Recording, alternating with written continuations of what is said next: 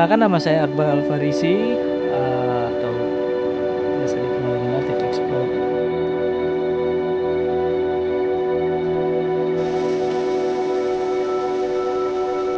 Kita berada di salah satu sungai, namanya Sungai Kendiri.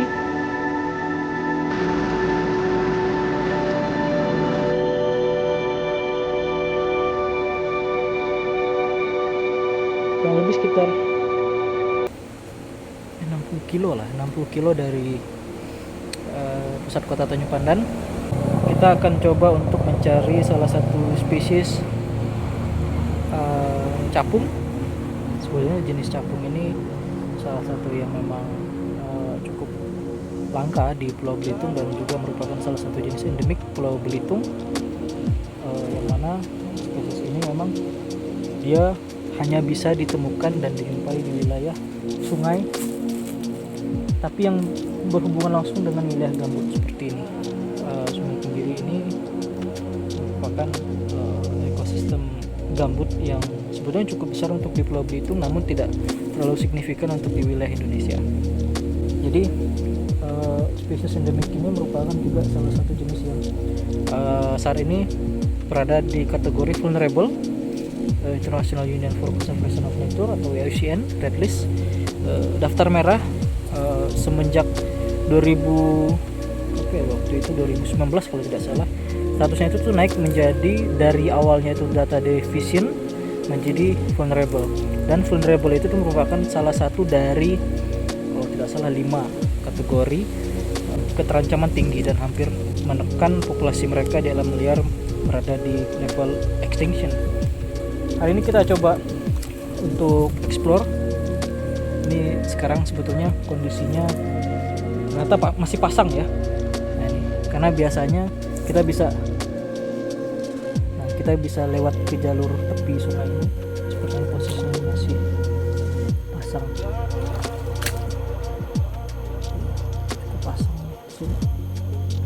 Mari ikuti saya, kita coba untuk cari capung tersebut, karena ini berada di musim panas yang harusnya semua jenis serangga terutama capung mereka akan mendekati wilayah akuatik, habitat akuatik untuk berkembang biak, terutama untuk mencari pasangan, kemudian menaruh telur ya, terutama karena memang capung itu dia berada di air cukup lama, karena telurnya akan berkembang menjadi larva atau nimpa, kita sebutnya nimpa, di dalam air.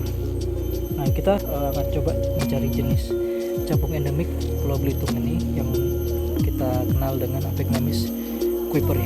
Oke, let's go.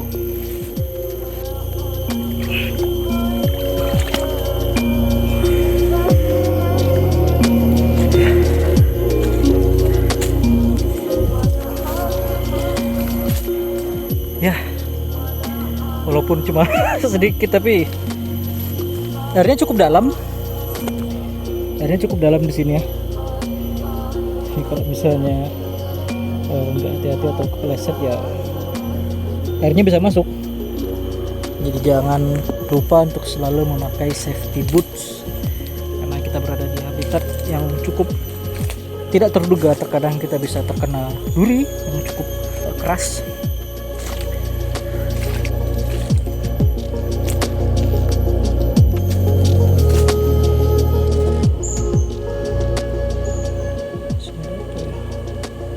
Coba cek di sekitaran sini. Dia kalau jenis Aphecnemis kuiperi ini, dia warnanya hijau metalik ya, hijau metalik. Ini juga, ini namanya kerangka melang. Ini durinya cukup kuat ya, hati-hati teman-teman. Itulah makanya kita perlu menggunakan safety boots terutama. Kita coba sambil explore ya, yang kalau jenis yang lainnya juga apa yang bisa kita temukan di sini. Nah, aduh, nyangkut ya. Oke, Kayaknya itu bisa nyangkut nih. Tuh. Jadi oh, udah. Kebayang kalau nggak pakai topi bisa nyangkut di kulit ya. Nih duri-durinya. Durinya cukup. Ya lumayan lah kalau kena kulit ya.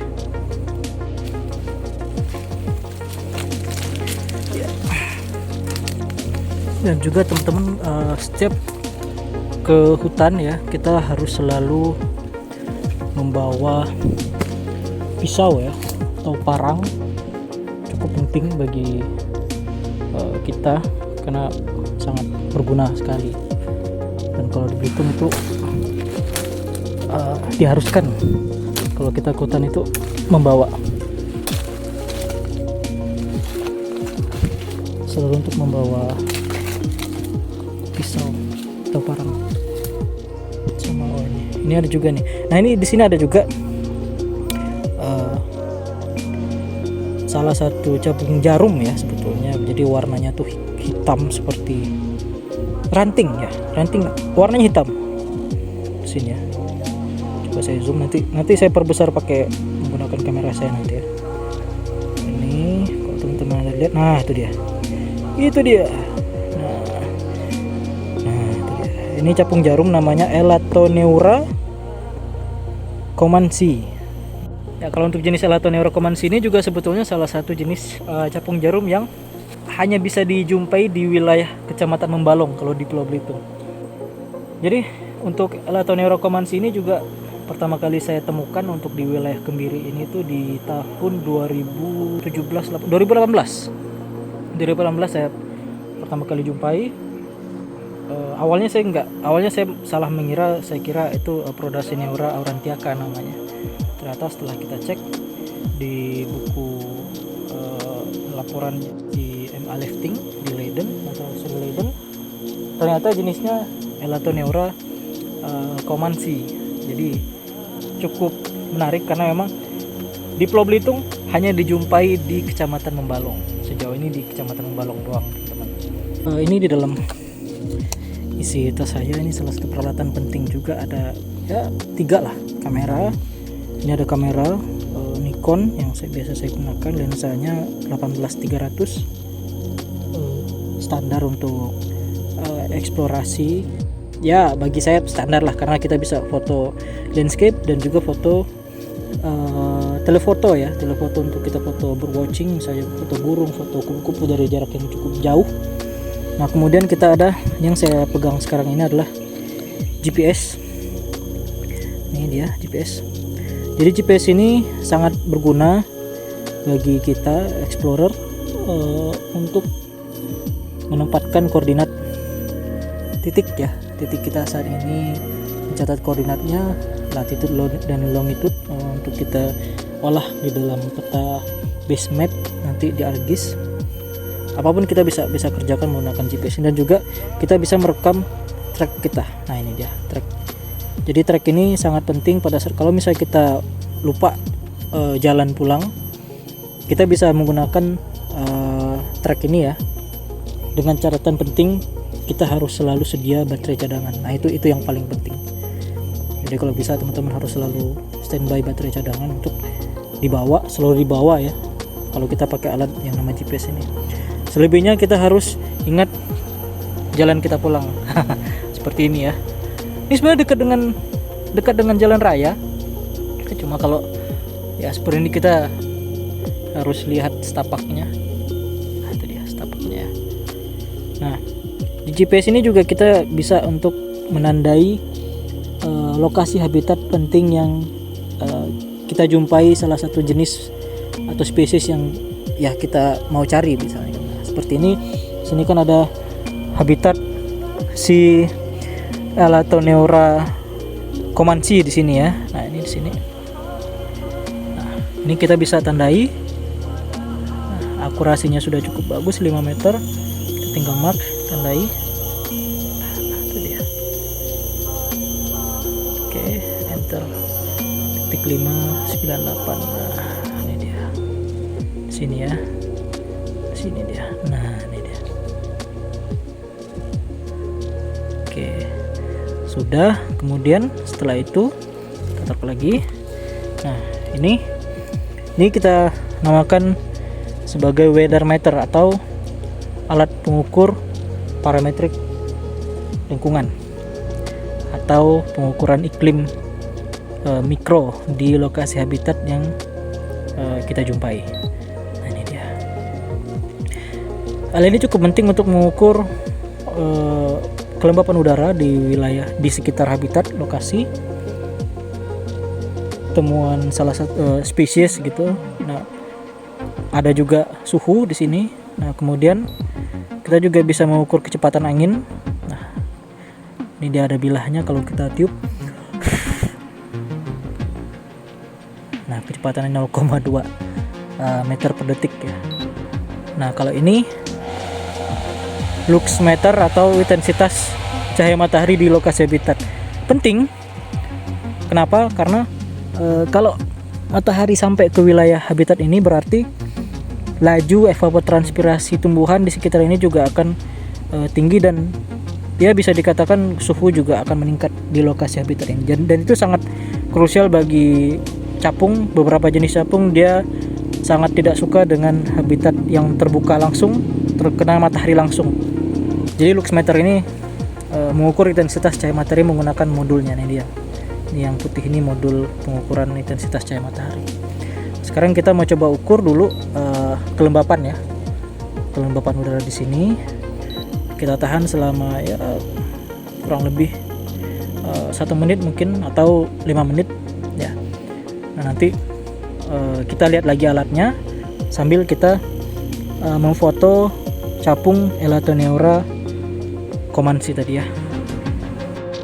Oke, kita cek suhunya berada di 32,3. Kena teduh ya, dan juga dekat air. Ya termasuk cukup dingin ya. Mengingat sekarang kita lagi musim kemarau, musim panas. Nah, ini dia. Nilai minimum kelembapannya 63,4 dan nilai maksimumnya 67,6. Dan ini kita ukur, kita rekam alatnya ya hanya 6 menit ya. Jadi kelembapannya cukup besar ya perubahannya. Tuh. Kelembapan seperti ini memang di batas minimum lah. Untuk capung mereka bisa tumbuh dengan baik, tumbuh dan berkembang dengan baik.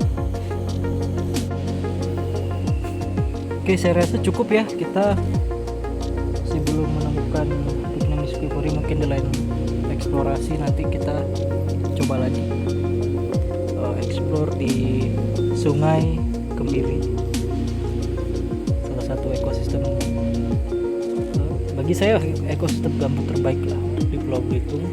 Oke, saya rasa sampai di sini, nanti kita explore lagi bareng bersama saya Akbar Alfarisi, Native Explorer Pulau Belitung. Salam lestari. Dah.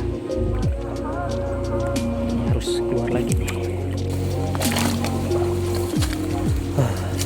Tuh kan, udah keisi air di sini nih. Tadi belum ada airnya.